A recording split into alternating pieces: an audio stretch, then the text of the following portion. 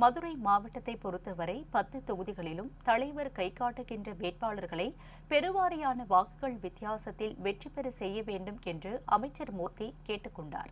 நாடாளுமன்றத்தில் தொகுதி மறுவரையறை என்ற பெயரில் அநீதி ஏற்படுத்தும் மத்திய அரசை கண்டித்து இளைஞரணி சார்பில் மதுரை மேற்கு தொகுதிக்கு உட்பட்ட பழங்காநத்தம் பகுதியில் நடைபெற்ற பொதுக்கூட்டத்தில் அமைச்சர் மூர்த்தி கண்டன உரை நிகழ்த்தினார்.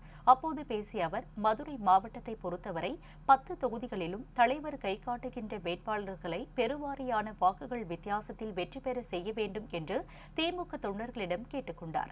விருப்பு வெறுப்பு இல்லாமல் மேற்கு தொகுதியில் அனைத்து நிர்வாகிகளும் ஒன்றுபட்டு செயல்பட்டு கிட்டத்தட்ட 6 மாதத்திற்குள் ஒரு மகத்தான மாற்றத்தை தொகுதி மக்களின் எண்ணங்களை நிறைவேற்றுகிற வகையில் செய்து முடிப்போம் என்று அமைச்சர் மூர்த்தி பேசினார்.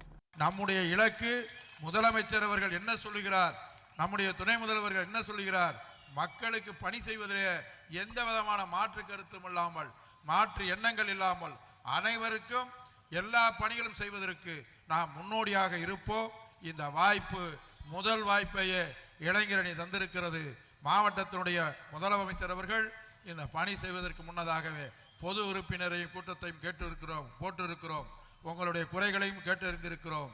இந்த தமிழர்களுடைய வீர விளையாட்டு புறநகர் பகுதி மட்டுமல்ல, மாநகர் பகுதிகளையும் இதை மேற்கு தொகுதி நடத்தி காண்பிப்போம் என்று வெற்றிகரமாக நடத்தி முடிப்பதற்கு அத்தனை பேரும் முற்றுதுணையாக இருந்திருக்கிறீர்கள்.